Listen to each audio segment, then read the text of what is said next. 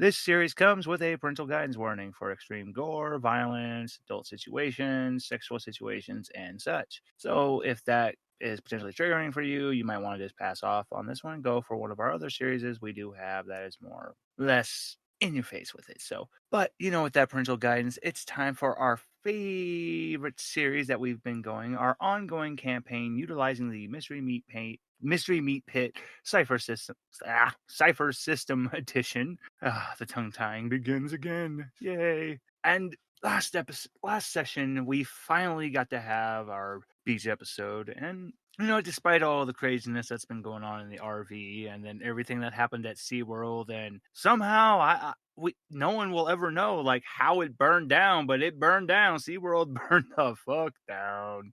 It gone, but thankfully all the animals were relocated safely. And then everyone had their fun at the beach, and Scruffy did what he did best. He swept the parking lot, and local businesses were confused, so they just came out and they're like, "So do we? What is this for? Who do we pay?" And Scruffy's just like, "I'll take that money, please." And he pocketed like a good eight grand from a lot of businesses because he did good work. Now, later that night, Mori had a encounter with some pretty interesting eldritch entities and returned the child that was rescued from SeaWorld and was presented with 3 gifts. And that's where we called it for the last session. But in the start of the session, we're actually not going straight into the morning because, well, because as I said, it was about like close to 1 o'clock in the morning when Maury did all that. So when he comes back to the RV, Armstrong is actually sitting behind the driver's seat going, finally, yeah. Looks like you finished what you need to get doing, so we're gonna get going. Everyone else is passed out, and honestly, I think we all need a break from inside this RV because it just smells like feet, balls, and ass, and I can't do it anymore. It was the Book of Eidolon. You spell that out for me? Yes. Now, Armstrong, he's literally got like a clothespin on his nose. He's just, Maury, we're gonna get going, so make yourself comfortable back down in your little. We're gonna have to talk about what you did down there, and I mean, I ain't gonna lie, I love it. I can finally shoot my machine gun in an area where I won't have to worry about people's ears blowing out. You're a genius. And with that, Armstrong slams his foot on the gas, and with that, everyone just gets jostled awake as everyone just gets slammed like on the floor. Everyone who's laying in bunks just rolls out. Riley, when he is really, really drunk, he falls asleep in weird places. The closet in the master bedroom opens up and Riley comes tumbling out of it, just buried underneath clothes. And we begin speeding off towards Alkenfell's summer home. Now, there was a very important fact that Alkenfell has forgot to tell Armstrong that was pretty important because Alkenfell doesn't own this summer home himself. Let's just say he co-owns it with a certain family. And, Alkenfell should have really asked if they were going to be using the place right now because you guys are you're gonna be sharing the summer home with some people. Granted, it's a very big house with interesting history, but so everyone in the underworld who had connections with the underworld, oh boy, especially Bethany, she's gonna have a nice blast from the past when she finds out who is at this summer home. But Moonlight, where were you currently sleeping after the beach house? Let's see. I'm trying to mumble. Let's see. We had a bonfire. We played volleyball. I ate 5 crates of s'mores. I was asleep on the beach, and I don't know where the hell I am at now. Okay, so somehow, Subway, you squeezed yourself like in between the table and booth section of the little dining area in the RV. And when the RV just sped off, your head just bumped the top of the table and it woke you up. Ow. When you try to you're climbing out of from underneath the table and your hand just stops on something soft and squishy. You look down, your hand is on top of one of the Mogwai's asses. The Mogwai turns around, just looks at you just with sleepy eyes and it's just, oh, blah, blah, blah, blah. It's just, hey, how's it going? You know what? I'm just not gonna I'm not gonna ask any questions. I'm gonna crawl out of the booth and crack my back. And then throughout the RV, you hear collective other sounds of what sounds like everyone else in the group just falling, just after the RV took off. So you hear everyone else had quite a wake up call just as you, and you look, it's 1 o'clock in the morning. I'm gonna crawl back under the table. It's like, so it's sleepy. Oh, wait a minute. Where's my bed? I'm gonna crawl back out from the table, and then I'm gonna have a look around. Oh, so give me a quick difficulty 3 roll, real quick. You're a little hungover, and with everything that happened, it helped you to sober up from the eldritch cannabis, but edibles you had. But you're still a little drowsy, and your eyes are just coming to, so don't work properly. So go ahead, give me that. I got a 1. Your eyes just feel very foggy. So, like, you know that feeling when you first wake up, you rub your eyes and everything just has that hazy feel to it, look to it. It's just like that for you right now. And honestly, you could go with some coffee to like help you up right now. I'm going to feel my way through the kitchen, through the cabinets. Not my first drunk night in this RV, so I can maneuver pretty well. You smell bacon. You get to the kitchen, I'm you going get to straight for the that bacon. when you get to the little island where the kitchen is, as you were just feeling around, you see the light is on, and you see that very sleepy looking Mogwai that kind of reminds you of the Big Lebowski, but in Mogwai form. And he just turns and looks, and yeah, he's just back to cooking again. He just looks at you, sees your mouth drooling, and just slowly pushes the plate full of bacon towards you. And I he just was grab it. I just grab the bacon with my hands, start munching in. and he was gonna drink this coffee he had, but then he just looks at you and he's just puts the cup down on the landing and slowly pushes the coffee towards you. I love you. I grab the coffee, I just chug it. Oh man, I smell something that smells crispy and delicious, and my head hurts from. How did I even end up back there? Just Bruno, you move your big ass. Don't you take that tone with me, Bruno. Fine, God, I'll make sure to pay you that money from the bet later. And Riley comes into the area. He sees the bacon. He's just, oh, bacon, righteous. And he just starts like eating a piece of bacon. And then he looks at you, Moonlight. He climbs up onto like the stool onto the island to give you a kiss on the cheek. Oh, I give him a sleepy kiss. And after you give him the sleepy kiss, you see his eyes are kind of just he's looking out the window and he's just, hey, Armstrong, is it normally this foggy this time of year? Well, where we're going, yes. What does that mean, Armstrong? Don't worry about it. But I am worried about it. Don't be. I'm gonna eat your bacon if you don't tell us. But he It's made it extra extra crispy. crispy without being burnt. You, you monsters! And I'm really hungry. Fine. What exactly do you want to know? Well, what's the deal?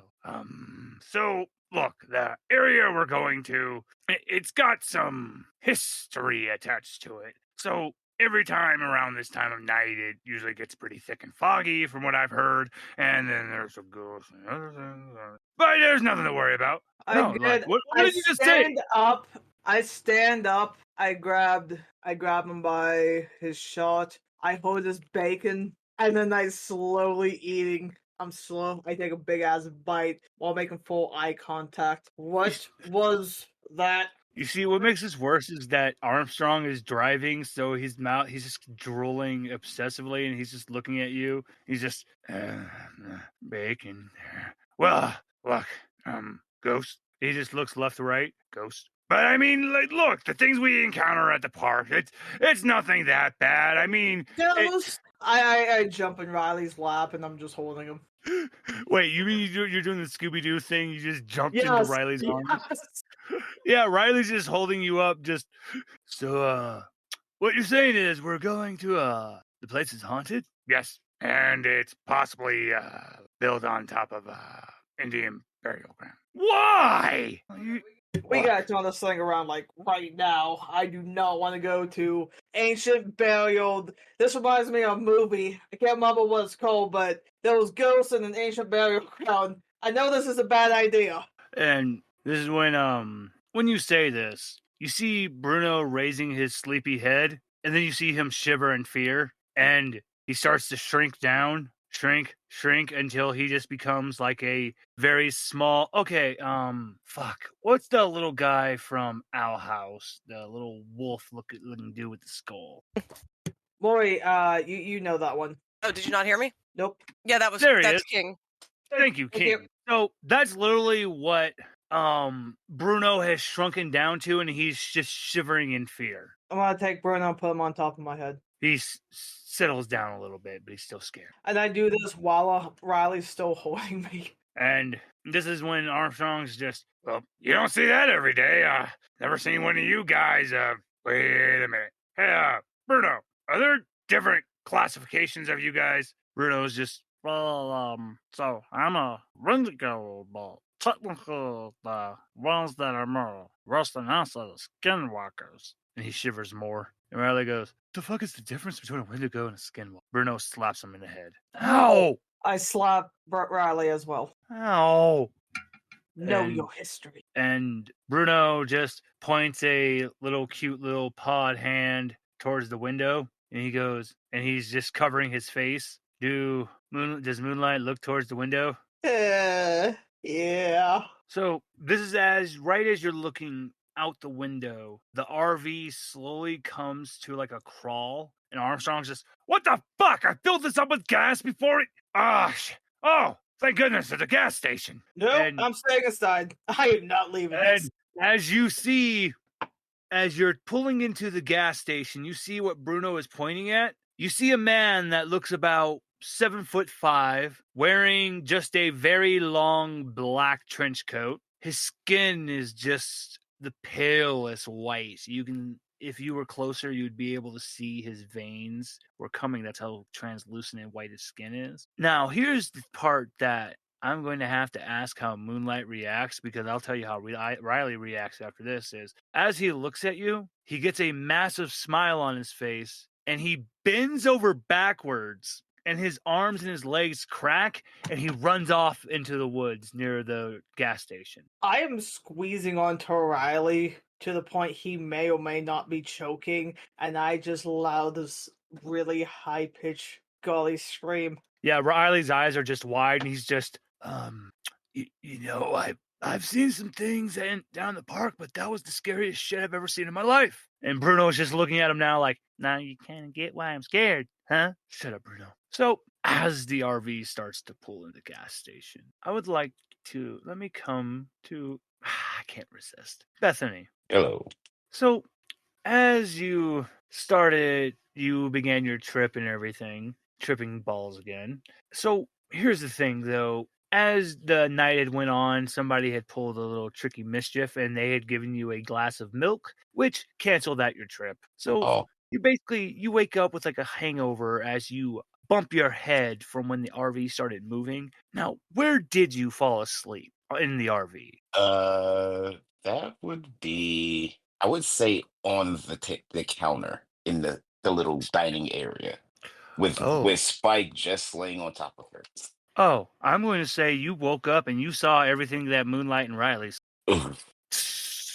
And it's because you were closer to the window, you got an even better look at its hands and its legs. And you saw that its arms actually go just about, his hands are just about to his shins. And his fingers are about a good maybe like 9 inches long each. And his feet, they have to be at least a size 21 from how abnormally long they were. And then when he bent over backwards, you actually saw his head spin around in a 180 degrees and kept looking at the RV as it ran backwards into the woods. Bethany's going to squint her eyes and just like, that guy's tripping balls.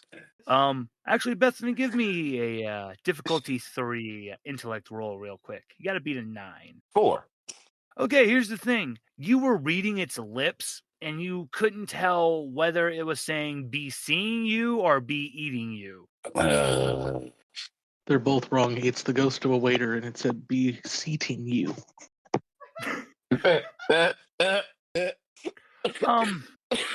Scruffy, I'm so glad you are talking to this moment, because I have something very scary to tell you. There is one thing your normalcy field cannot cancel out: the paranormal. Wait, isn't that like the entire premise of his normalcy field? Yeah. So you can cancel out and make aliens and stuff and Alkenfell and everything appear normal. I'm talking about ghost, my friend. Ghost and demons and other such things. No, your normalcy field doesn't work on that. Because here's the thing. How is a ghost supposed to be affected by bacteria?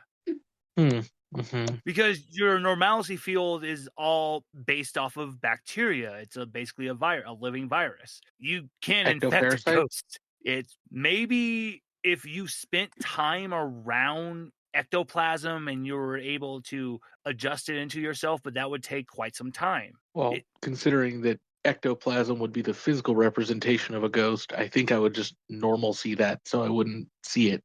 I think it's physically impossible for me to get that. I'll be fair. No, just the ectoplasm part. I don't think I could physically interact with. Gotcha. So, but I just wanted to give you a heads up but yeah, everything else. And the reason why for paranormal entities and such, why I wouldn't work on them is because, once again, same thing, virus. It's not going to work on them the same way. But the reason why it works on aliens is because theoretically, aliens are supposed to theoretically be believed that they would have some kind of genealogy as the same as us that could be affected by different viruses and biology. Whew. Demons come in. Look, I'm not going fully into deep impact theory and all of that. No,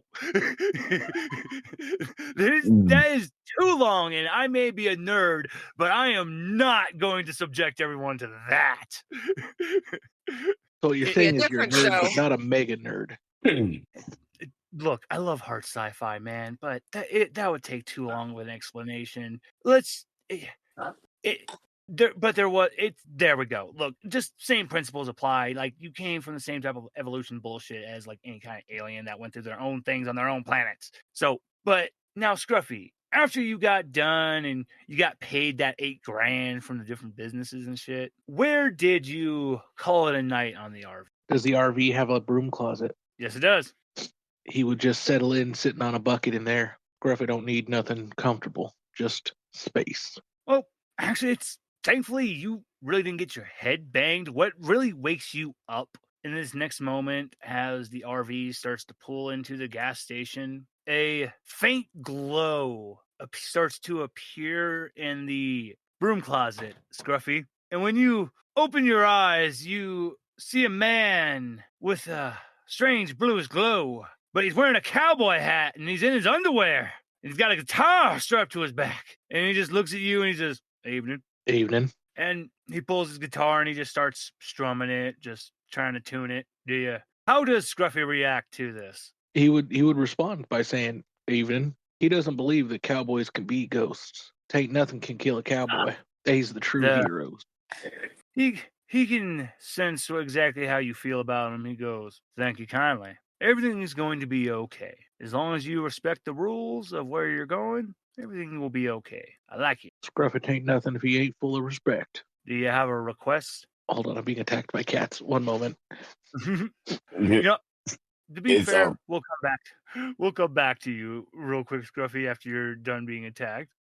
Is your they really want this burrito? She is currently free. Okay. All three are attacking me at the moment. Should have named one of them burrito. No, we're gonna take this time. You're Etsy. Where after everything had finished up and the RV. Actually, here's my quick question. Because of how you were connected with the little child, would you have followed behind Mori when they left with the child? Oh, you only came in for the end of that. Could you repeat yourself? My thing is, because if Yuretsi did follow behind Mori to see, you would have in fact saw Mother Hydra and Dagon. And when you would go to sleep after that, try to clear your mind, because that was a sight to behold. God damn it. No dad jokes. Bad, no dad jokes of eldritch beings. How dare you, Mori. But, so, in your dreams that night, you're given vision of a gas station, different entities, tall being in a tall coat, a deer that comes in and buys a bottle of water. It doesn't walk on all four, it just walks bipedal, but it's still just a normal deer, but it still just happens to buy a bottle of water. But then you see possible events that could happen if people don't happen to follow certain rules when they're told. You see an event where the garden gnomes inside the store become animated. You all have to fight them off. You see another event where zombies start coming down the road. Or the other one will just really blew your mind of how you guys fell down a hole in the gas station and you end up in front of some weird, dark god. But he has a bitchin' mohawk. Now, when you wake up from that last part of your vision, how do you react, Yuretsu? And where do you wake up at? Where did you fall asleep in the RV? She probably fell asleep around where Bruno did. Okay, so when you got jostled awake and everything started, you actually saw Bruno shrink down and become his tiny little self. And you see Yuretsi pick up Bruno and put him on her head, and he's just calmed down now. And that moment when he pointed out the window. And for you, Yuretsi, I would like you to give me a difficulty 2 intellect roll. You all start to hear. You all also start to hear "Take Me Home" playing acoustically. It's not coming from the radio. It's just you can hear it as loud as day, though. But please continue, Yuretsi. I got a 21. Oh, okay. So you know full well that is a fucking skinwalker, and your tribe had always told you that the species that Bruno hails from, the Wendigos, they are basically the weak variant of a skinwalker. They wish they had the power and abilities of a skinwalker, but because they gave in to the pure animalism of cannibalism and then just gave themselves into that rage, they essentially just cut off any other ability to go into further to become a skinwalker. Mm-hmm. So, and you can tell that one specifically with how high of a roll you got, that is a very old. And pulling into the gas station, thankfully the RV is just barely able to come to a crawl and then just stops. And Armstrong's just, all right, who's gonna come with me? And, well, actually, you don't have to. I could just go in, pay, and pump everything, but either way, we're gonna be here for a little bit while I get us refilled up. Armstrong's just holding the bridge, holding his fingers in between the bridge of his nose. And when he walks outside, you see he's just walking around, inspecting everything, and you all hear him go, "What the fuck?" While he was doing that, Yuretsi was grabbing anything that could be used as a weapon. Would Yuretsi be, so here's my question, melee or range? Most likely melee. Hold on real quick. We're going to do this like this then. Let me pull out my dice. All right.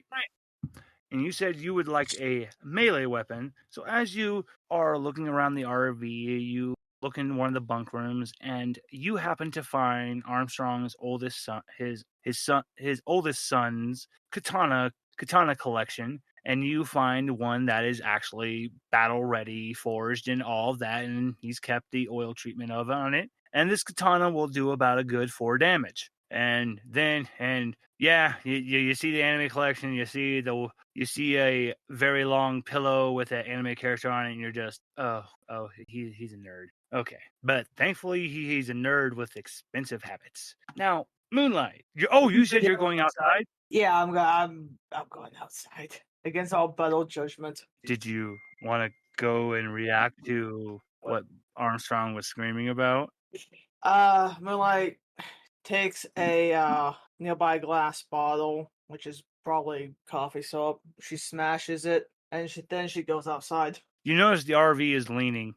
Oh shit! Okay, I'm definitely running outside. Yeah, where Armstrong is standing, you see this big ass gash has torn out and just fucked the tire. And Armstrong is just looking around, sweating. Okay, in a gas station. Everyone, let's go to the gas station right now. And I'm start grabbing people and tossing them towards the gas station. Oh, and then with Oof. this, I actually need to ask, where was Sticky Joe? Where did Sticky Joe fall after the party in the beach? After his training session with Armstrong? Sticky Joe he sees darkness, so he's pretty much nothing. Everything feels cold. It feels like he's underground, very, very far, farther than the Marauders kind of den.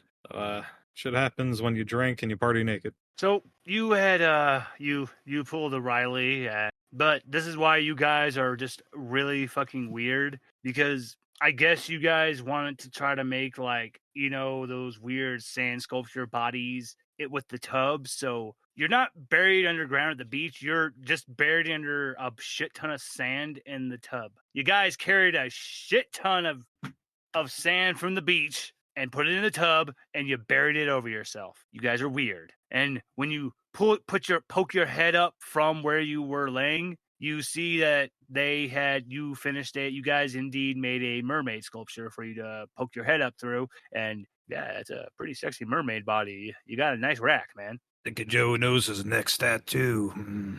Yeah, you got a mouthful of sand, my friend. Yeah, it's just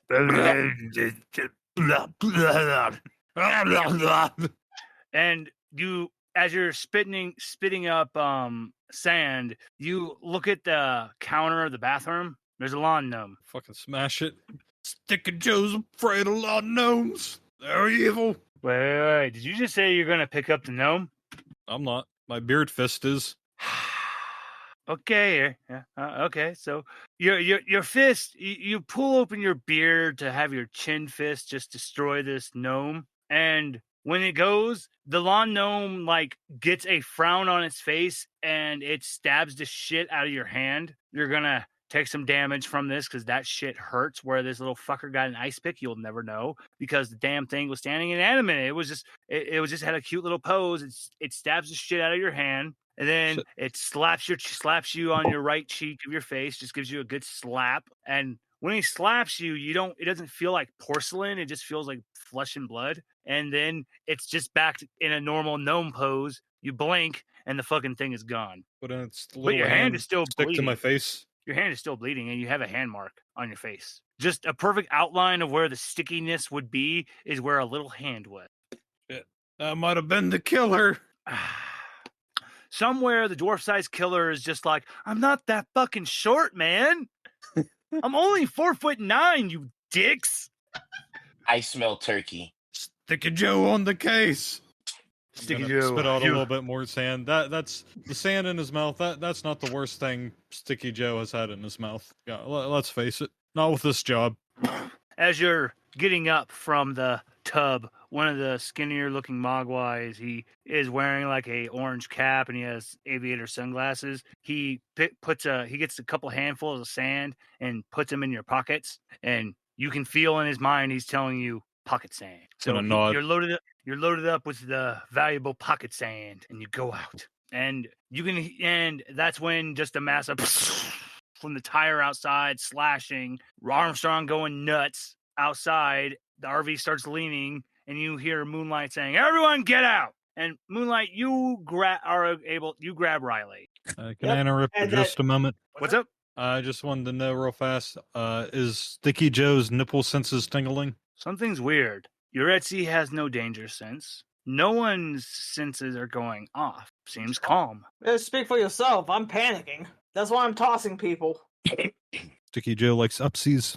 Oh, Moonlight is gonna especially toss you. And Armstrong is just outside, just like, what the fuck? How? Oh my god! I was the one who wanted this to go after, but how?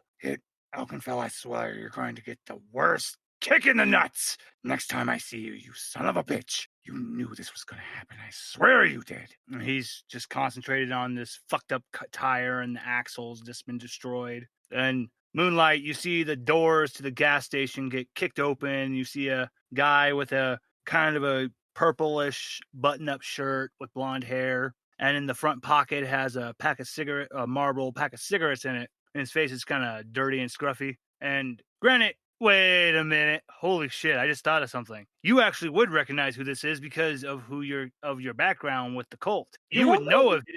You would know who this individual, what cult he came from, and how they were a very massive cult until everyone just disappeared and one member was left behind. Oh, I'm running and I'm giving him a big ol' hug. Whoa! Hey, wait a minute. It's you, Moonlight. Oh, it's been years. Jay! Oh my god! I spin him around. Hey, how's it going, kid? And you know what? I actually go by Marble these days. But anyway, it's crazy to see you in these parts. What are you doing over here by the gas station? Just traveling with my co-walkers, and I motion to Riley, Armstrong, and everyone else. Oh, wait a second.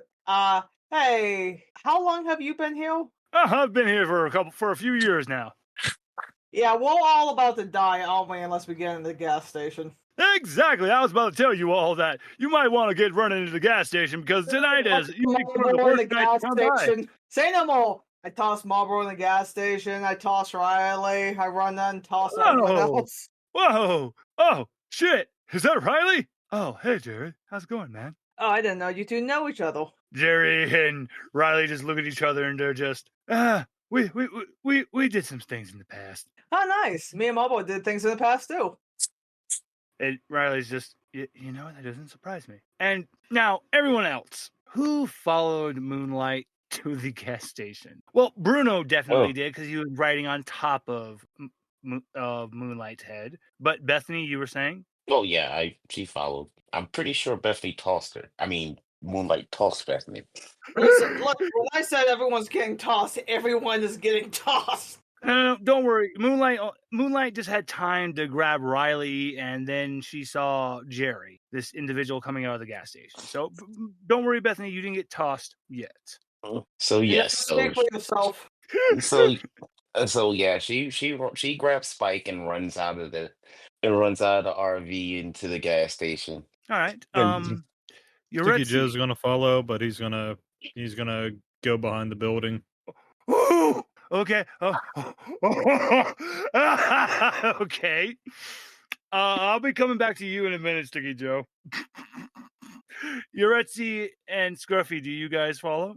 Actually, I do see Scruffy is writing in our Discord chat. Actually, Mori, do you follow? I am not going to be unarmed. Gotcha. Melee or range? Actually, are you taking your new my new toy? Yes. Okay. Excellent. All right. And Scruffy, no one knew you were in the closet, so I'll come back to you in a little bit then myself then. He does have a shotgun with him. But first, let me go to everyone else. Actually, wait, I'm sorry. Yuretsi, did you follow behind? Yeah, I'm supplying with everyone who doesn't have a weapon. Excellent. Okay, you were able to grab a katana, a pair of nunchucks, and what looks like some ninja stars. Why? Why some throwing stars? This is weird, but okay. There's exactly 4 ninja stars. They do about a good 2 damage. The nunchucks do 4 damage because they're the metal tip ones. Now, everyone, when you get into the gas station, you see a man sitting enthusiastically behind the counter, just reading a book, and he just looks up at you all, just, you guys really picked a bad night to be out on the road. Why? Well, we never really figured it out. It's just this time of the year, maybe the energies of just all the spirits and spookiness just all get out of whack to the point to where it's gotta glitch itself back into normal again. Well, normal as it can be. So we're gonna basically be experiencing kind of the worst of the worst that it could be, and then right when it will get to be to where we think it couldn't get any worse, it'll glitch out and we'll be safe. But you guys gotta follow some rules for this if you want to make it. It's gonna be a problem. No, it ain't. What's the rules? Okay. So depending on certain factors, it will depend on how we have to, react in kind. So quick question. Coming in, it was foggy, right? It's always foggy in my vision. The clerk just looks at you and goes, anybody else? Guys, so was it unnaturally foggy coming in? It was foggy, that's for sure. Okay. Did you happen to see any weird people, like a guy in a long coat? I just kind of shovel. Yeah. Shit. Okay. What does that mean? Hold on. Just a couple more questions. Were there any gnomes? Did Moonlight see any gnomes? No, you didn't. Nobody, No. not to your Okay, so knowledge. I cannot answer that. Joe did. Exactly. Say that out of And character. he's outside. So he looks at you all and he's just, okay, what, okay. So nobody here saw any gnomes. Okay, then that might be good, or it could be really bad. But it's foggy. Man, the coat was definitely seen. You didn't see any zombies, did you? I don't know about zombies, but there was a guy tripping balls, like turning his head around. I want those drugs. Where can I find some? You just hear Jerry just laugh and go, ha ha! Look, I don't got any drugs, but I got some painkillers. I'll take those. He gives you a handful of just like Percocets. That's neat. Take swallows them all. No water. Okay, well, so far it sounds like we just gotta make sure none of us goes outside or is outside right now. As long as that should be easy enough. But as long as no one encountered any gnomes, that means he won't be coming back. Because the gnomes are like the gnomes are kind of like his precursor. They are like his little minion. That's the best I can tell. Every time that guy appears, the store has a weird abundance of gnomes. And it's always in the weirdest of places that they are. Thankfully, I don't see any out here right now, but since you're not saying anything, I don't think we need to go search. And as the conversation is going on in the gas station, let's go to Sticky Joe. Hey, Sticky Joe, you said you're outside in the back of the gas station, correct? Because Sticky Joe really had to pee. Oh, dear. Well, this is going to make this roll even harder than this was. Just going to be a difficulty 3. Now it's a difficulty 4. You got to beat a 12. It's a difficulty 4 move roll, speed roll. So go ahead and roll. Okay. 16. You lucky son of a bitch. You just hear this chittering coming from behind the dumpster, and then a green radiated glow, and then just as you're in midstream pee stream, a chittering just gets louder, and then it's a loud, and you see a raccoon with like 4 arms coming out at you, and it's about the size of about the size of a English bulldog. And you move out of the way, and its head bumps into the side of the building, and it falls down on the ground. Is it unconscious? It's rubbing its head, and it's just chittering. Okay, I'm gonna quickly use some of my duct tape and subdue it. It's gonna be a good snack for later. As you're tying up this raccoon, you did hear other like snarling, growling, which would have been more of these strange raccoons, but then quiet. Nothing. Until the hairs on the back of your neck start to move. Then you have goosebumps all over your arms, your legs. You start to have a very cold sweat. Everything in your head is telling you don't turn around. Does Sticky Joe turn around? Can I roll for it? Because like the ODD in me wants to be like, nobody tells me not to turn around. I'll turn around as much as I want. But I don't want to be a dick. So can I roll for it? Go ahead. Okay, so that is a 14.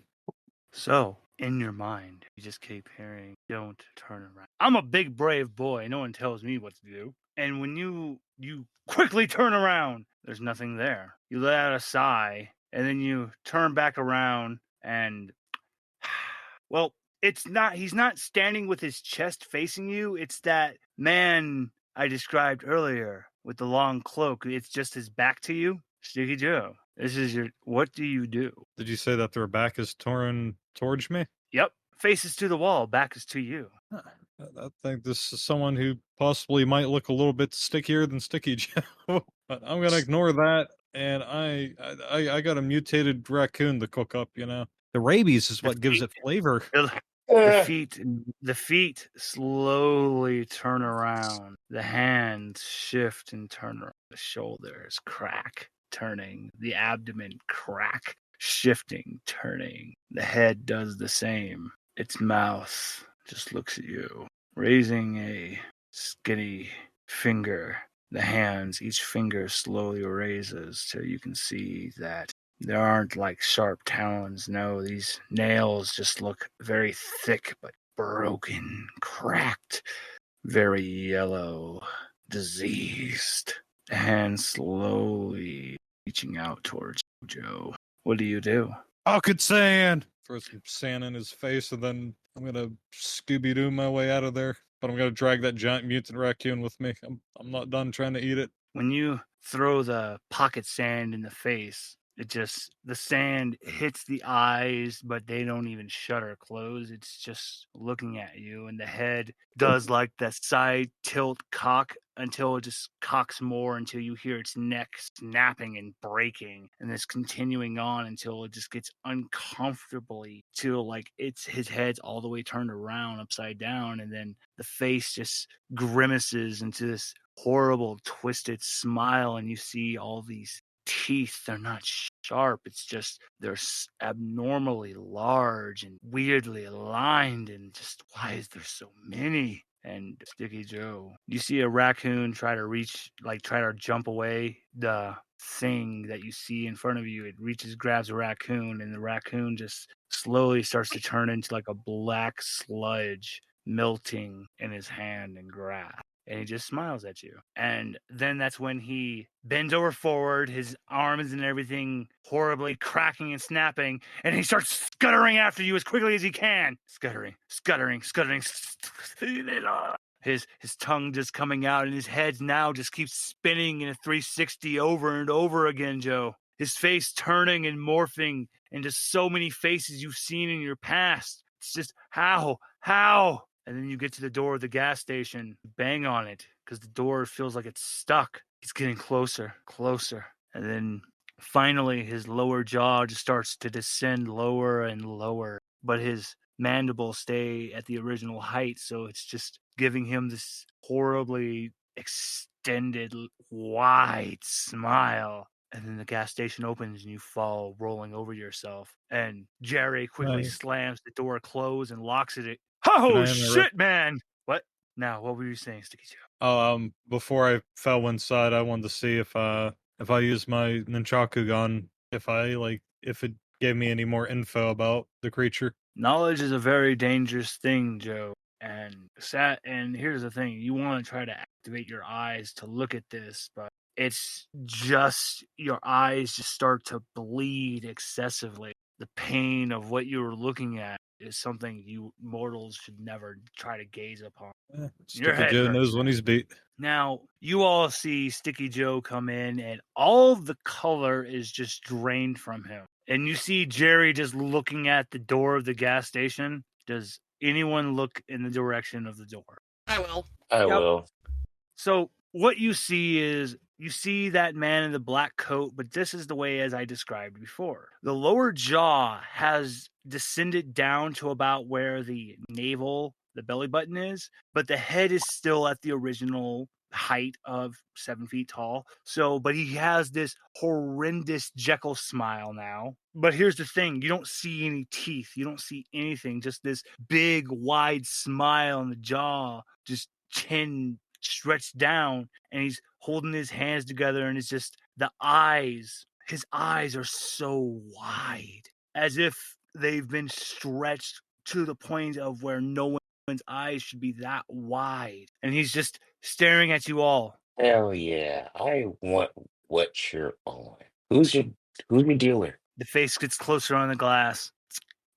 Tap, tap, tap, tap, tap, tap. I'm clenching onto somebody. I'm not even paying attention who right now. I'm clenching onto somebody. I'm going to say you.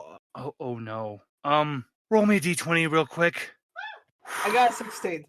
Oh, you're so lucky. You reach out and you're squeezing on the Riley. So if nobody else is reacting in fear to this, actually, Uretzi, did you happen to look at the door? What everyone else is looking at presently? Yeah. The smile gets even wider. The chin lowers down even more. Cheekbones get higher when he looks upon Uretzi, and the eyes go wider. The face gets closer to the glass, and you hear the guy behind the counter go, "Jerry, I'm sorry, Marlboro, code black, start covering all the windows now." "Oh shit, we haven't had one of these in quite some time, man." "Quick, I'll get the duct tape. You still got those poster boards in the back, man?" "Yeah, but I'm going to ask you guys, just for safety's sake, so one of you must have seen a gnome. Sticky Joe, you hear him say gnome. Do you mention the lawn gnome you saw?" Sticky Joe's afraid of gnomes. I saw one. "Okay, we have to be on the lookout now for little homicidal porcelain lawn gnomes that can become animate at any given second. And they have a penchant for stabbing you with things." You know what? I'm convinced that Oh. this whole thing is me being high off my ass because this can't be real. Bethany, roll me a d20. While she's doing that, Moonlight's just sad because she loves gnomes. I got a 6. Well, Moonlight, you're going to be happy because when you look down and you're sighing and you see a lawn gnome next to Bethany, it looks at you. It looks Oh, at you, he's so Moonlight. cute. It gets a pissed off look on its face. It pulls out a knife and it stabs Bethany in the fucking calf. Oh, I kick the gnome wait, against the wall. actually, I don't know. Does she feel it? She just took a whole bunch of painkillers, so. Thankfully you don't feel shit. Okay, Bethany just But stay here. you are starting to bleed quite a bit though, so you might want to ask someone to look at that because you think the gnome might have hit an artery. That's a lot of blood. And Bethany, Moonlight, when you go to kick this gnome, give me a difficulty 4 speed roll real quick. You got to beat a 12. Goddamn double mute. Okay, I just got a 12. The gnome was turning around to drop its pants and give you the old double cheeks mooning, but you kick that gnome right in its ass and and the porcelain just shatters and just little gnome legs are left behind. I have gnome poo on me. I shake my foot to get it off. And Everybody's starting to feel a little bit of woozy. Maybe I should sit down. would anyone like to help Bethany with her leg? Because it is actually, she's losing quite a bit of. Use my pod. You know what, Uretzi, you went first. What did you say you were going to use? Oh, my pod. I could give first aid from there. All right, you are able to Okay, well, definitely with that, you are able to stabilize Bethany, get the bleeding under control. You do a tourniquet, and you even able to get the wound cauterized. Now, I am so happy that I just read my chat, and I just saw a message from our favorite Scruffy. Scruffy, you come out of the bathroom because you're like, well, you want to go see what everyone else is up to, and you see the RV is leaning, but there's this strange fog that comes rolling in. That there was just this fog, unnatural fog that's just all on the floor of the RV, and that ain't nothing that a little sweeping can't fix. Fog's just natural phenomena. And you just, oh boy, oh God, you just smell something funky, and stanky, and rotty. Gruff are gonna have to get out the good cleaners. And then this is when you hear just the most shrillest, girliest scream you could ever hear in your life. Like, this is Ned Flanders to the utmost degree. Scruffy, do you go towards the scream in the back of the RV? I suppose I'll go look at that. When you are going, you slowly push open the door of the master bedroom. You see a pair of stubby, fat legs just violently twitching side to side, blood just pouring down. And then as you look, you see holding Nathaniel with his skull cavity just open and wide and his brains just gone from being chewed and eaten. You see this man that looks like he's made of like melted black reddish sludge, like his skin had started melting, turning to sludge, and you see the skeletal like skull of the face, and he looks at you and he drops Nathaniel down and just says, brains, and slowly starts walking towards you. Scruffy, what do you do? He's going to whip out his 12 gauge and give him what for? Give me a difficulty 3 roll real quick. You got to beat a 9. Just roll a d20 real quick. That's an 11. Okay.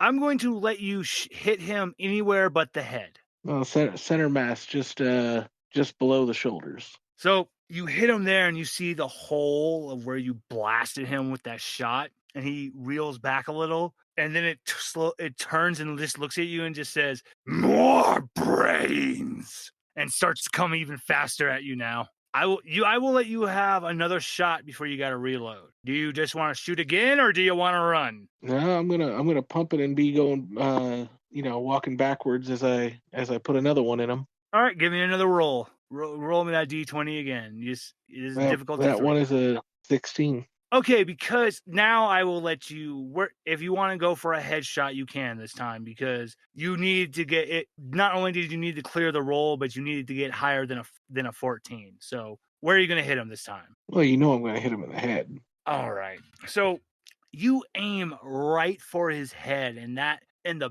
head splatters. And to your horror, the body doesn't drop down. It just stops moving, but it doesn't start going towards you again because it doesn't have a head and it can't see. It's just flailing around, moving on the walls and shit until it trips over itself and it's but it can't. Well, god damn it. Now I'm going to have to clean up all that. He's going to head out of the RV to go get a better mop bucket. He's going to need the premium mop bucket they keep in the little storage. As you're heading for the little storage, thankfully, this is exactly near the area where Armstrong is screaming at the tire. And as you're coming to him, he's looking at you with a bewildered face, and he's just, Scruffy, Armstrong. I think we should start running to the gas station. He's at the area where the tires shredded and everything, right? Yeah. Well, if your RV ain't got tires, that's more of a recreational home now, isn't it? Hey, Scruffy, look, I always appreciate your humor, but I weren't being funny. There's a zombie on the bus. There's more coming up behind you. Why was he so calm if there's zombies coming up behind me? He's trying to be cool under pressure, man. Well, I guess Scruffy's going to start reloading. Okay. As you begin reloading, do you follow behind Armstrong towards the entrance of the gas station? Oh, of course, but he's going to be also putting a couple extra shots out if possible. Go ahead, roll me a d20. Only a 3. Your shots go wide. You do hit something, and you hear a pissed off yell. Wasn't a death yell, but just that was odd. But you ain't gonna question it. And as you keep going, you start seeing this horde of zombies just coming more and more. And then hold on, let me roll this real quick.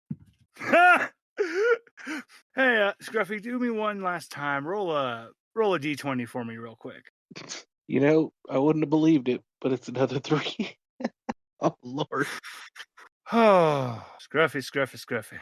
This is going to be interesting. So you see what looks like, you thought it was like a stick flying in the air from where the tree line was, because you can see through the fog. But as more and more you see, it's a log. And as you're getting to the entrance of the gas station, you were like, okay, I'm going to try to make this look cool and dodge. Oh, God, you trip. And as you trip, the log hits your left arm and shatters the radius and ulna in your forearm. But that log also happens to collide with the man in the black jacket, just fucking slamming into him, but impaling into the wall, but destroying the door. But you also hear from the tree line, "You shot me in the shoulder, you fucking prick!" Guess we're even then.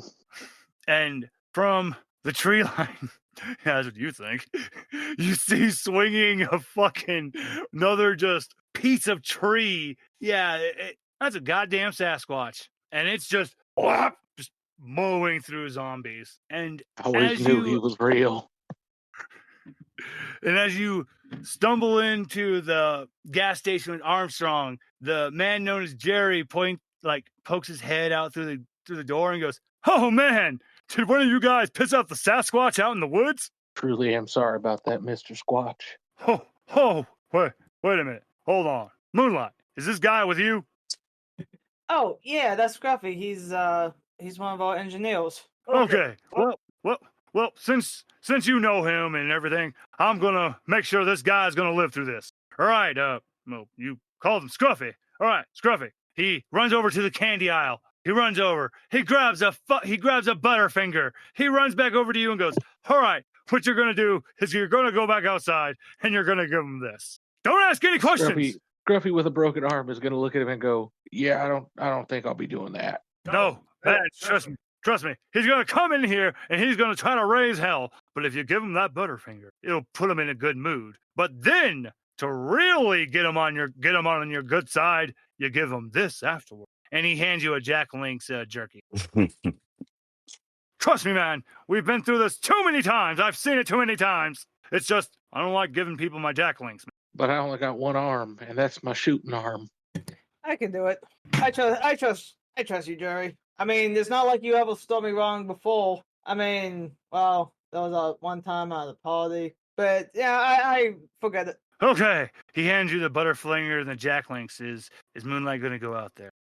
Yes. Yes, she is. And as you go out, the horde of zombies that was in have just been mowed and torn through, and they're just destroyed. And the Sasquatch is coming up. He is pissed off. His shoulder is bleeding. He's got what looks like a few of the buckshot embedded, but thankfully didn't take a chunk out of him because it was a shot. But he's still angry. Damn it. Who's a hungry guy? I got a Butterfinger. I wave the Butterfinger so you can see it. Ma'am, don't you? Oh, well, if you're offering, I'll happily take it. Moonlight is just thinking to herself, holy shit, this thing can talk. And after he eats the Butterfinger, he stops in his tracks and he takes a big whiff from his nostrils and he's just, wait a minute, is that Jack Link's jerky? Yes, it is, and there's plenty more where this come from. I open it up and I hand it to him. He just starts devouring it,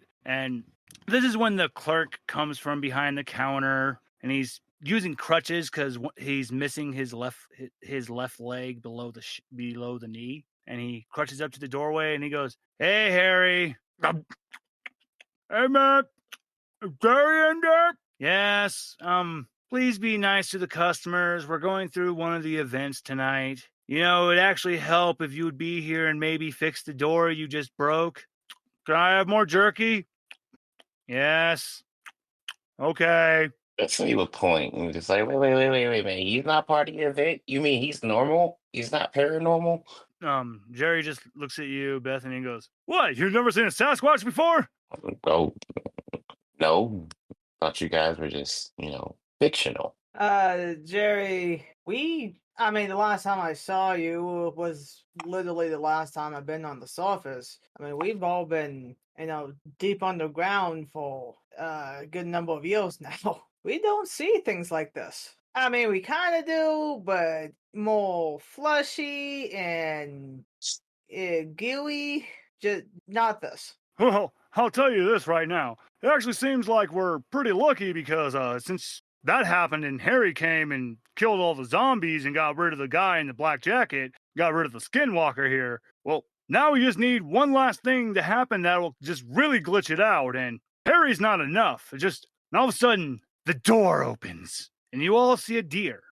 It's a deer, but it's standing on its hind legs, and you see the deer just has its other legs at its side, and it walks in, and the clerk goes and walks back over to the counter, and he gets the register ready, and you see the deer walk over. Does anyone look or do anything to the deer, though? Is my first question. I mean, it looks like the deer's a paying customer, so no.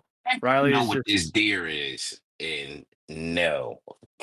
Fuck no, I don't acknowledge this. And Mori's just gonna watch it, see what happens. Mori, the deer just gives you a solemn nod.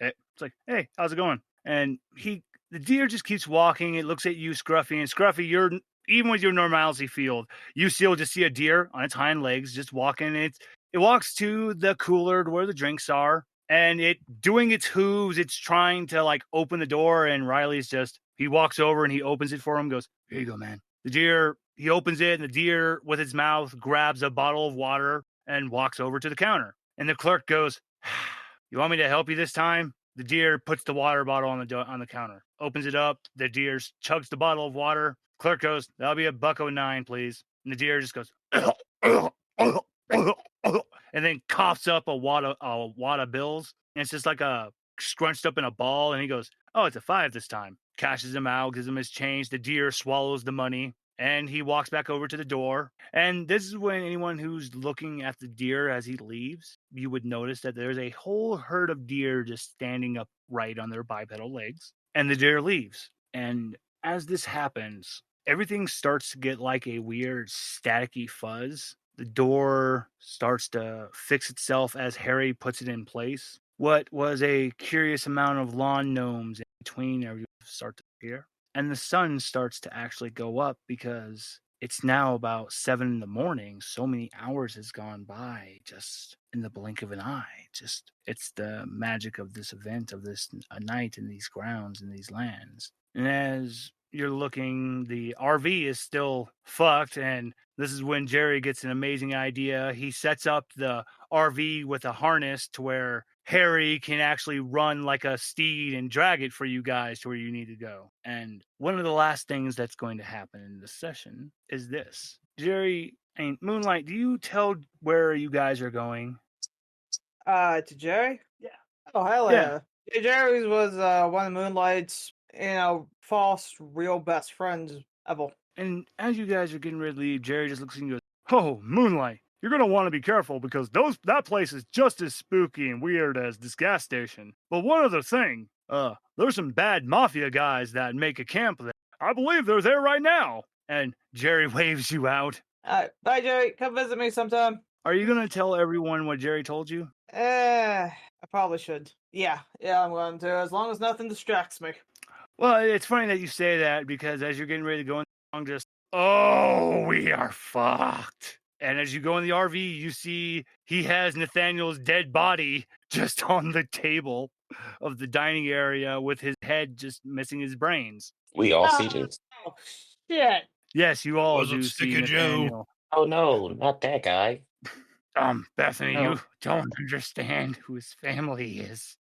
I don't know who his family is, but oh no, he's dead. Actually, So Bethany, you do. sad. Bethany, actually, you do. You actually do. His family is one of the most powerful mafia families in the world. They're the Irish mafia. And you know his father even though Nathaniel was the way Nathaniel was, his dad was a very loving and father of his eye. And you just killed his mother. His motherfucking legacy is dead in your RV. Well, damn. Mafia, huh? So they got cocaine. Oh, Moonlight, it happens to remind you that you guys are going to some form of mafia at where you guys are going to be going. I gotta pull out a sewing kit, start stitching Nathaniel back up. We're fucked. We're fucked. His family's gonna kill all of us. There was no date on this planet I can perform to save our asses. Sticky Joe got an idea. You know what? Or there's no. Okay, you know what? With those two comments is where I will leave off on this session. As we leave off from the RV, we see them going up this windy road to this, what looks like a castle straight from Transylvania. And on the inside of the maw and the inside of this castle, sitting down talking with the cronies, is actually not a Italian mob. It is actually a Sicilian mob. And sitting there, a young man who is missing his left eye. He's about the same height as Riley. He looks like he would have the same type of demeanor and attitude as Riley. Just he's missing his left eye and he has scars all over. So you're telling me that this Elkinfeld guy who partners with them bastard Italians is going to be having his people in the same vicinity as us? Yeah, and I heard my good friend Riley is with them. Yay. Well, we'll be making sure to give them a nice, warm welcome. Yeah, boss. And with that, we will leave off with this session. And oh boy, I hope you all are excited for what's going to be coming in the next one, everyone. So until then, goodbye.